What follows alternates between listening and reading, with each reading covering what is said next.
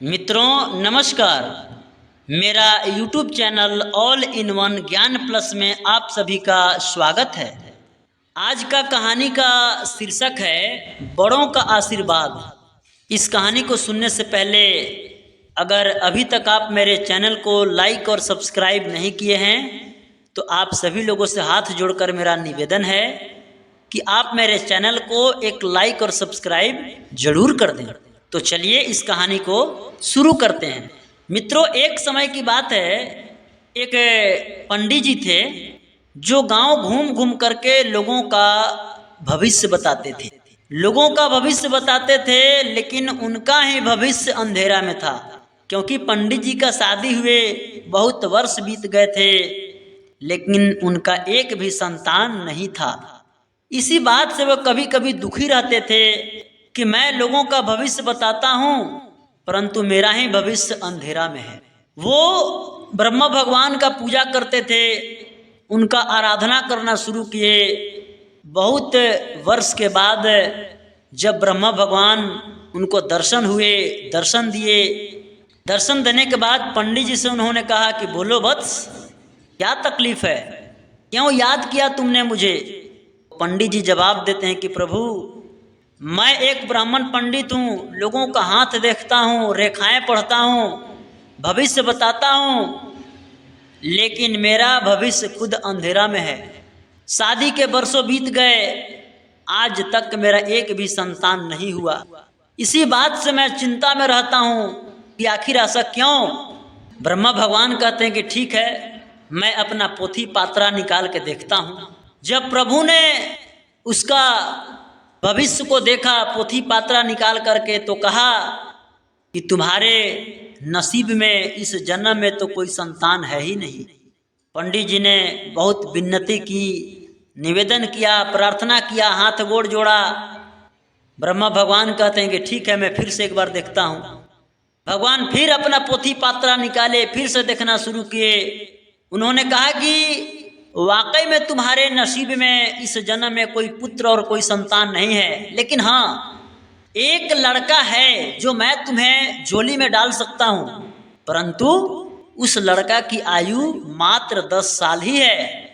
जैसे उसका आयु 10 साल पूरा होगा, उसकी मृत्यु हो जाएगी। पंडित जी ने कहा कि ठीक है, मेरी पत्नी तो संतान के खातिर रो रो कर बुरा हाल है, अगर ये संतान को आप दे देंगे तो कम से कम 10 साल तो जीवित रहेगी ना। और ब्रह्मा भगवान ने उस लड़के को उसकी झोली में डाल दिया, वरदान दे दिया कि जाओ, ये लड़का तुम्हारे घर में एक दिन जन्म लेगा। समय बीतने के तत्पश्चात कुछ दिनों के बाद पंडित जी के घर में एक बच्चा जन्म लिया, लड़का पैदा हुआ।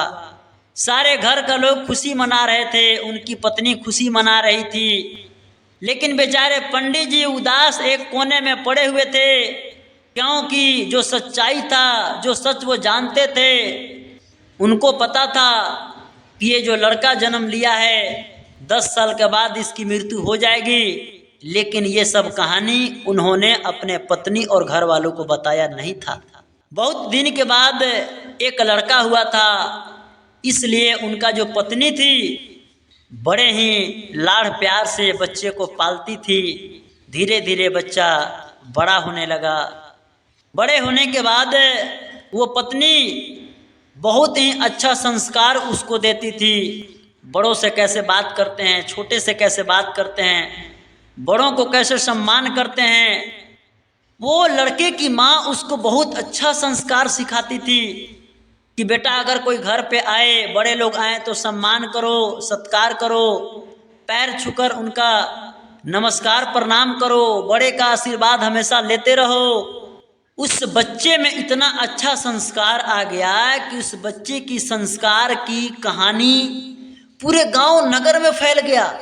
दूर दूर तक लोग जानने लगे कि एक पंडित जी का लड़का है जो बहुत ही संस्कारी है।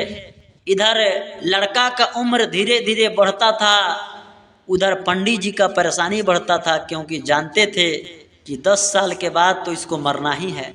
जब उसकी प्रशंसा की चर्चा देवलोक में गया, ब्रह्मांड में गया, तो जो भगवान शंकर थे, विष्णु थे, ब्रह्मा भगवान थे, उन लोगों के मन में लालसा हुआ कि आखिर कौन ऐसा लड़का है जिसका चर्चा धरती लोक के अलावा देवलोक ब्रह्मांड में फैल गया। इसलिए उन लोगों को उस बच्चे को देखने के मन में लालसा हुई और एक दिन उन लोगों ने साधु का भेष बना करके भगवान शंकर, ब्रह्मा, विष्णु, महेश तीनों लोग साधु के भेष बना करके पृथ्वी लोक पे उस लड़के के घर पहुंचते हैं। जब वहां पहुंचते हैं तो पहुंचने के बाद उस बच्चे की माँ ने अपने बच्चे को जो संस्कार शिष्टाचार सिखाया था कि बड़े लोगों को पैर छूकर आशीर्वाद लो, नमस्कार प्रणाम करो, सेवा सत्कार करो, वो लड़का को सारी बातें याद था और वो करता भी था। जैसे तीनों भगवान जब उसके घर पे पहुँचे, वहाँ पहुँचने के बाद आगे आगे ब्रह्मा भगवान, उनके पीछे विष्णु जी, उनके पीछे भोलेनाथ। सबसे पहले वो लड़का ने ब्रह्मा भगवान को चरण छू करके उनका नमस्कार सत्कार किया तो ब्रह्मा भगवान ने आशीर्वाद दिए कि खुश रहो। दूसरा स्थान विष्णु भगवान का था और विष्णु भगवान को बच्चा जैसे चरण छू करके प्रणाम करता है, विष्णु भगवान कहते हैं मस्त रहो, आनंद रहो। तीसरा नंबर भगवान शंकर का था। भगवान शंकर को जैसे उन्होंने पैर छू करके प्रणाम किया, भगवान शंकर बोले अमर हो जाओ। और जैसे ये आशीर्वाद उन्होंने दिया कि अमर हो जाओ, आकाश में बिजलियां गरजने लगी, धरती डोलने लगा, डगमगाने लगा। और तब ब्रह्मा भगवान कहते हैं शंकर भगवान से कि प्रभु आपने ये क्या अनर्थ कर दिया। शंकर भगवान बोलते हैं कि मैंने क्या किया, मैंने तो सिर्फ एक बच्चे को आशीर्वाद दिया। आपने तो आशीर्वाद दे दिया, लेकिन जिस लड़का की आयु मात्र 10 साल की है, 2-4 दिन बाद वो लड़का की मृत्यु होने वाली थी, लेकिन आपने उस लड़का को अमर होने का आशीर्वाद दे दिया, यानी अमर बना दिया। और मित्रों, भोलेनाथ कहते हैं कि ये बात मुझे कहाँ पता था। साथियों, उसकी माँ के द्वारा सिखाए गए शिष्टाचार संस्कार के कारण जिस बच्चा का आयु मात्र 10 साल के था, उस बच्चा का आयु आजीवन अमर हो गया। इसलिए कहते हैं कि हमेशा अपने बड़ों को सम्मान करें, सेवा सत्कार करें, क्योंकि उनका आशीर्वाद हम लोगों की जिंदगी में आए मुसीबतों से बचाती है। कहते हैं कि बड़ों को सम्मान करो, तुम आशीर्वाद लेते रहो।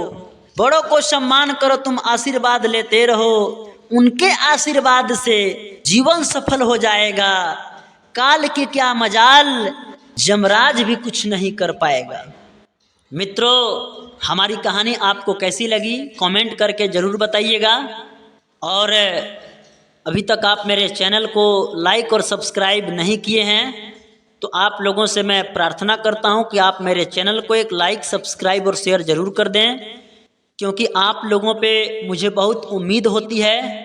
अगर आप लोग मुझे सपोर्ट नहीं करेंगे तो कौन करेगा। इसलिए आप मेरे चैनल को लाइक और सब्सक्राइब शेयर ज़रूर करें, ताकि मैं इसी तरह की ज्ञान की कहानियाँ आप लोगों के बीच में लाता रहूं और आप लोगों की दिल को बहलाता रहूं। बाकी आज के लिए इतना ही, अब अगले कहानी में मिलेंगे। धन्यवाद।